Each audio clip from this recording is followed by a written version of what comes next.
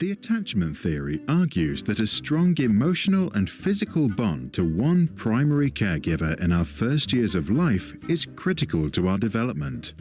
If our bonding is strong and we are securely attached, then we feel safe to explore the world. We know that there is always that safe base, which we can return to any time. If our bond is weak, we feel insecurely attached. We are afraid to leave or explore a rather scary-looking world. It blows my mind how much attachment theory speaks as to why you behave the way you behave. It really does blow my mind because everyone can see your attachment but you. Like, it's something that a lot of people just don't think, they're not aware of. Because we are not sure if we can return. People who are securely attached are said to have greater trust, can connect to others, and as a result are more successful in life. Insecurely attached people tend to miss. Well, and they also have better relationships. They also cheat less. They're happier, less drama, less divorce. And people, honest to God, even though most of the population is insecurely attached, you want to go for people who are securely attached. And you want to know how you know that you might not be securely attached? Once you meet someone healthy, you call them boring. When somebody meets you, they think you have too much drama. You know, securely attached people don't like drama. Securely attached people don't like games, don't like inconsistency, and they're not afraid to call you out on it because they prefer to leave you than to deal with someone who's being inconsistent. Trust others, lack social skills, and have problems forming relationships. There is one type of secure attachment, and there are three types of insecure attachments: anxious ambivalent, anxious avoidant, and anxious disorganized. I am anxious. I don't know. In responses to distress, the first three react organized, while the last acts disorganized. To understand the theory better, let's look at Mr. and Mrs. Smith, who have 4 children: Luca, Anne, Joe, and Amy. The Smiths are lovely parents who cuddle, make frequent eye contact, speak warmly, and are always there for their kids. Damn, never heard of that. Sounds foreign. But one day, Mr. Smith falls very sick and dies. For Mrs. Smith, life now becomes very difficult. She spends all day working, while at the same time trying to care for her children. An impossible task.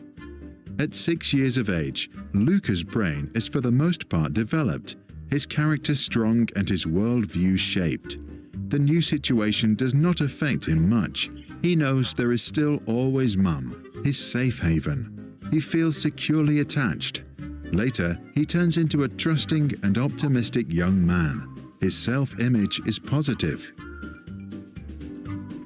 Anne, who is 3, has... I mean, I've always been like that. I've always been positive, but I don't know, that's weird. Problems coping with the new lack of attention. To Anne, her mother now acts unpredictably. She is anxious about their relationship and as a result becomes clingy. To get her mum's attention, she has to raise her emotional state and scream. When her mum finally reacts with a predictable response, she herself acts ambivalent and doesn't show her true feelings. You know, this reminds me of a visualization that I did once where I was a baby and I was crying in the bed and I had to imagine myself really a baby, right? I really had to visualize it and sense how it is to feel to be in the crib. Well, what happens is that when you meditate, your visualization is pretty fucking insane, right? When you visualize, when you're a meditator, it's really real. So I was visualizing, and then I imagined myself being in bed, not knowing anything, and crying. And then all of a sudden, I felt like I got raptured. I felt like I was in the air because that's what happens when your parents pick you up. As a kid, you just all of a sudden start moving. As I was in the air, I realized that my mom was holding me, but her body felt stiff, which interpreted me as this is how this is how this is how children can sense your state of mind by noticing how tense you are. Because if you're tense, your body, it's not a comfortable bed. But when you're soft, it's more comfortable. You can relax. So I felt that. And then I heard like, like angry, like this motherfucker doesn't shut up, right? Because I was crying. And that scared me. So you had a tense body, tense bed, weird noises. And I was like, yo, I know I'm scared, but put me the fuck down, lady. You are making things worse. So she put me down, and then I felt happier. But then I realized I was still scared. She tried to pick me up. I was like, no, don't pick me up. That's crazy, right? That is the start of a pattern of I want you when you're here, when you're not here, but when you're not here, I don't. When you're not here, I want you, right? And these as insignificant as that looks to us right now, to a baby, the tenseness in your body, they'll sense your fucking. They got this gossip like gene in these babies. They know everything. They know when you're mad. They know why, because crazy screechy voices sound scary to a boy. You want more of the relax, right? Hard beds are scary to children. You want a soft bed. You want a soft body, not like, but like softness where your limbs are relaxed. Later in life, others think Anne is unpredictable or moody. Her self-image is less positive. Her attachment style is anxious ambivalent. 2-year-old Joe spends his days with his uncle, who loves him, but thinks that a good education means being strict. If little Joe shows too much emotion or is too loud, his uncle gets angry and sometimes punitive. This scares Joe. He learns that to avoid fear, he has to avoid showing his feelings, also in other situations. As an adult, he continues this strategy and has problems entering relationships. His image of himself is rather negative. His attachment is anxious avoidant. Amy, who is just 1 year old, gets sent to a nursery. The staff there is poorly trained, overworked, and often very stressed. Some are outright abusive.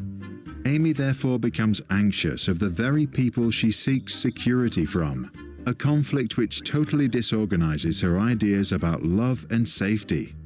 As she is experiencing fear without resolution, she tries to avoid all social situations. As an adult, she thinks of herself as unworthy of love. Her self-image is very negative. Her attachment is anxious, disorganized. Our attachment is formed in the very first... This is why when you start opening up to people and they start not making sense, this is why you have to leave them alone. Like when someone's not making sense, they're sending you big signals, it's better to just leave them alone and walk away. Walking away will clarify things. You don't want to deal with people like that because it does affect your self-esteem, you know? And that's why don't take offense when people, as soon as you open up, they pull away, because a lot of times it's not personal, it's trauma. And they can't help it, you know, and taking it personal only attracts those types of situations more. Years of our lives, a time when we are too young to communicate our anxiety and as a result can experience high levels of stress. Then our adrenal gland, an organ sitting on top of our kidneys, produces the stress hormones adrenaline and cortisol. The heart rate increases, the blood pressure goes up, and we become alert. If that happens frequently, it is called toxic stress. Toxic because it impairs the development of a child's brain and weakens the immune system. And this is why parents who are anxious, they can't help but telling their kids their anxieties. Oh, you know, one day I'm gonna die, little boy. Like, bitch, what the fuck are you to die? I mean, honestly, why are you telling me that? Why do you have the need to tell me that you're gonna die? Why? Like, parents be doing that shit as an attempt to make the kid, like, you know, like, care. I'm like, no, I don't need to know that you're gonna die. Keep me in my little baby la la land. So kids who have to take up roles of parents or have to deal with these types of concepts, they get stunted in their maturity. That's why, yo, man, if you're stressed, you have to. To me, it matters that a mom and dad is stress free than having all the money in the world. Stress is what causes all of this. In embryos or at a very young age, toxic stress can even switch the expressions of genes, which can affect our health many decades later. By simulating a strange situation, we can assess an attachment style already by the age of 1. To do this, we let the child play with their mother for a few minutes inside a room. Then the child is left alone. The key moment is the child's reaction. I remember this happened to me when I was a kid, right? I remember my mom would leave me and I would start crying. I remember one time she left and and I was looking at her painting. I don't know, like a shitty painting, and I was just crying. And the worst one, this is sad. This is a little sad, man. The worst one was when my mom she left to New York City, right? And I think I knew she was leaving, but she left. She went in the car, and then I started running after the car. I was crying, you know, and I was just so sad that I went into her closet. I had a flower for her, you know, and I didn't give it to her because I forgot. Fucking idiot. And I went into the closet, started crying, you know, and I still remember that. And it for me, it's almost like that is my fear of abandonment. I don't like being left. You know, I don't like traveling and meeting people and saying goodbye. I don't like casually meeting people and never seeing them again. You know, that's something I just don't like. You know, if I'm gonna see you once, I'd rather not see you at all. So for me, it's a fear of abandonment. And if you don't know what type of attachment style you are, then you want to look into your life, look at your relationships. You know, um, it could be very clear to you. And then when you ask yourself, just think about what was the first time you felt that? When was the first time you felt that feeling, that anxiety? And a lot of times, if you actually just look back in your life and you just analyze where this emotion came from or why you are the way you are, a lot of the times those attachment things disintegrate, you know? When her mother returns. Securely attached children first usually hug their mother, then can calm down and eventually get back to playing. Insecurely attached children can be ambivalent and avoidant. Some can't stop crying or refuse to continue playing.